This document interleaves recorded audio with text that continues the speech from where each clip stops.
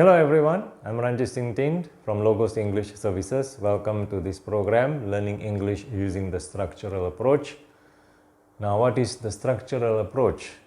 There are many approaches to teach and learn English, and one of them is the structural approach. The structural approach is based on the study of grammar, which leads to sentence building. It is suitable for native speakers and non-native speakers alike. For those who would like to improve their spoken and written English, the structural approach will help them to learn it in a proper and systematic manner. In the structural approach, a student will learn how the language actually works. And in the process, the student will be proficient in the spoken and written forms of the English language, which are the transmission skills. Now, I will proceed to inform any prospective learner how he or she will benefit in this program. In learning English using the structural approach, there are many important components. Those important components are traditional grammar, syntax, which is the arrangement of words in the English language, sentence structures, such as the simple sentence, the compound sentence, the complex sentence, or the compound complex sentence, and also substitution tables. Now, these are the main components of learning English using the structural approach, and we will cover these components in this program.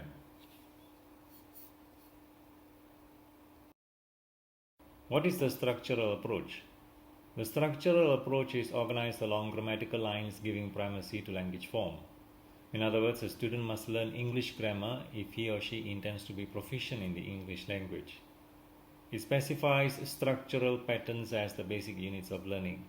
There's a big difference between sentence structures and sentence patterns. The sentence structures are the simple sentence, the compound sentence, the complex sentence, and the compound complex sentence. The sentence patterns are totally different from the sentence structures. In the simple sentence alone, there are many sentence patterns. The first is subject and predicate. The second is subject, verb, and object. The third is subject, verb, indirect object, and direct object. The fourth is subject, verb, and complement. And the fifth is subject, verb, and extension of predicate. The student will learn the difference between the sentence patterns and the sentence structures in this program.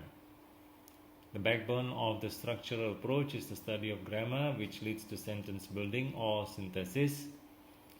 Students will learn how to combine simple sentences into one single sentence.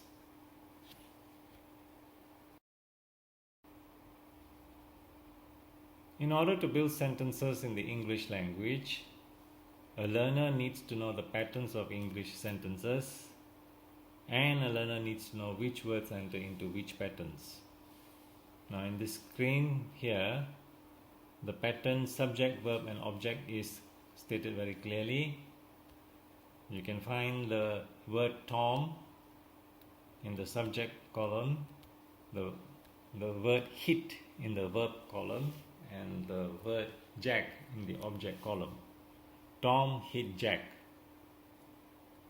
And you can find below the word Jack in the subject column, and the verb hit again in the verb column, and the word Tom in the object column. Jack hit Tom. Tom hit Jack is different from Jack hit Tom.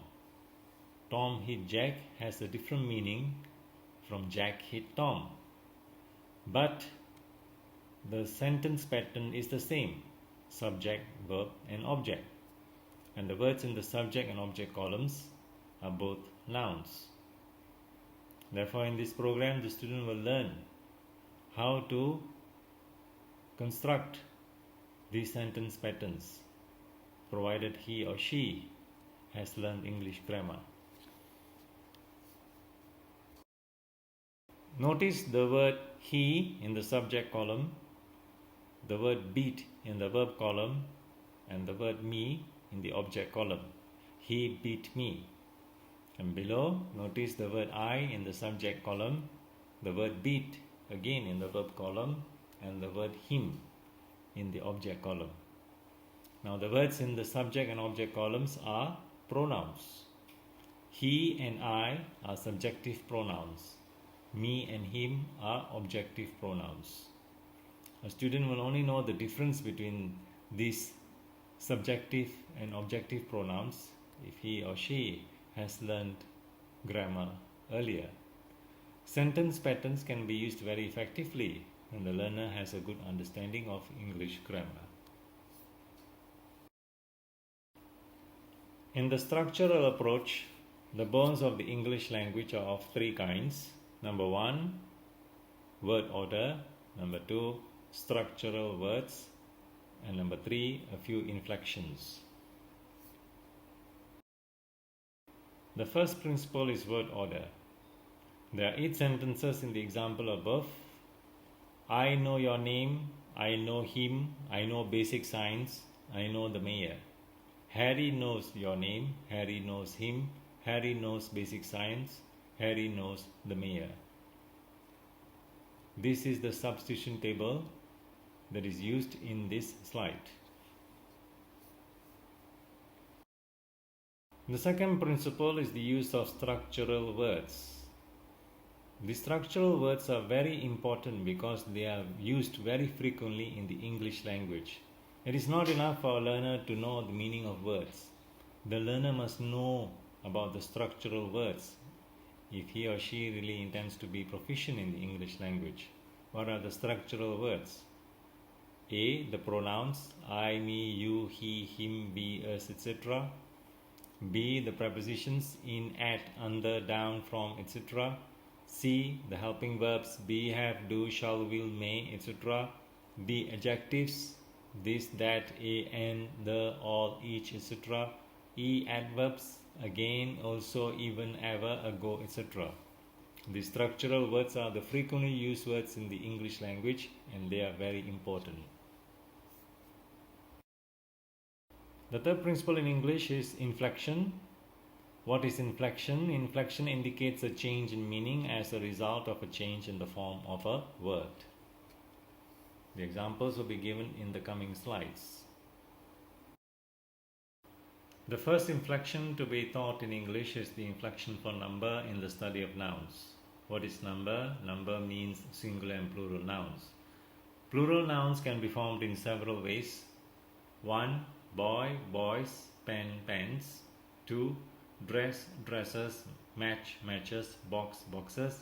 3. Hero, heroes, piano, pianos.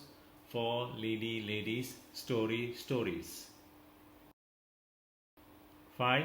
Key, keys, journey, journeys. 6. Knife, knives, loaf, loaves, thief, thieves. 7. Roof, roofs. 8.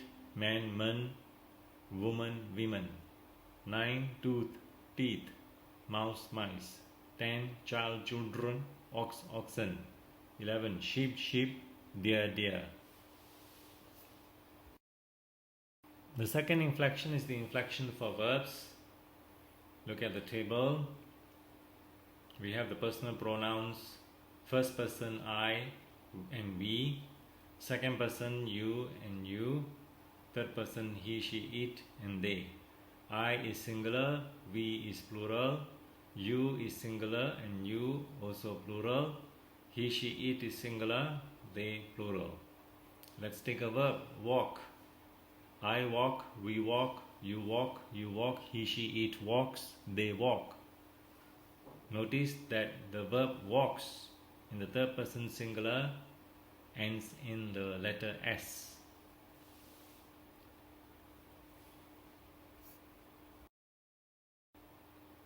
Again, you are given the same table with the same personal pronouns.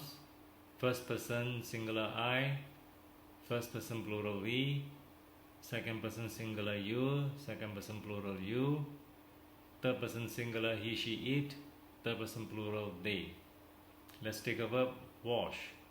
I wash, we wash, you wash, he, she, it washes, they wash.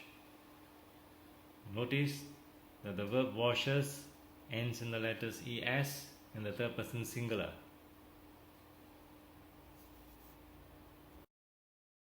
Again, the same table is given here.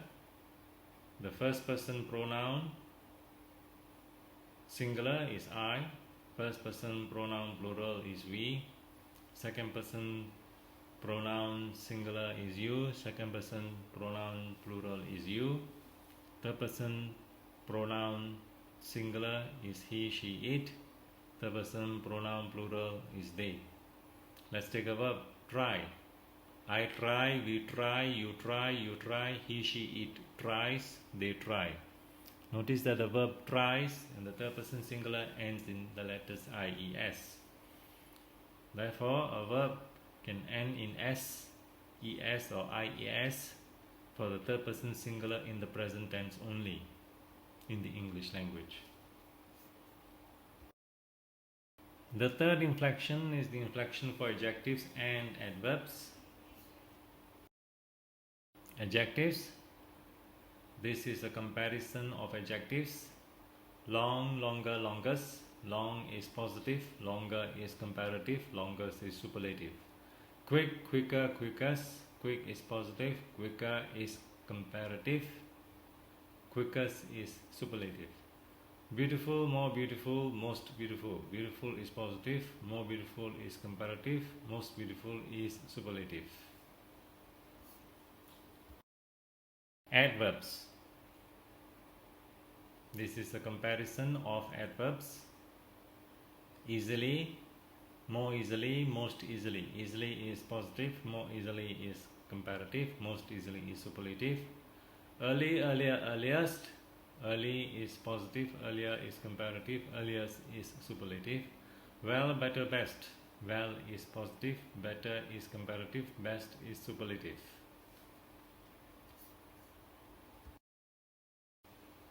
The study of these three principles forms the bones of the English language. The study of these three principles becomes much easier when a learner has a good understanding of English grammar. Therefore, in this program, learners will learn English grammar in order to understand how the English language really works. In the process, learners will improve their transmission skills, speaking and writing tremendously. Learners will understand and use the 8 parts of speech clearly and correctly in their spoken and written English. What are sentence patterns? In this slide, more explanation is given about sentence patterns. Every language has its own ways of fitting words together to form sentences, and these ways take shape as sentence patterns. Notice the underlined words, fitting words together to form sentences.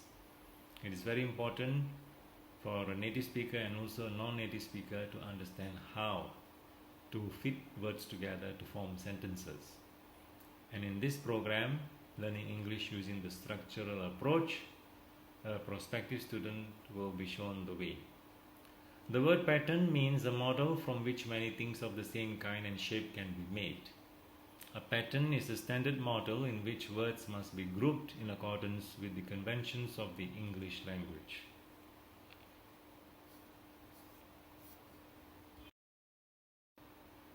Why should a prospective student learn English using the structural approach?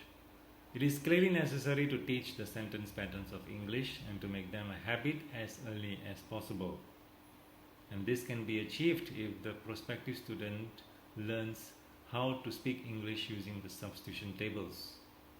The three principles, word order, structural words and a few inflections, form the substance of the structural approach to teach and learn English.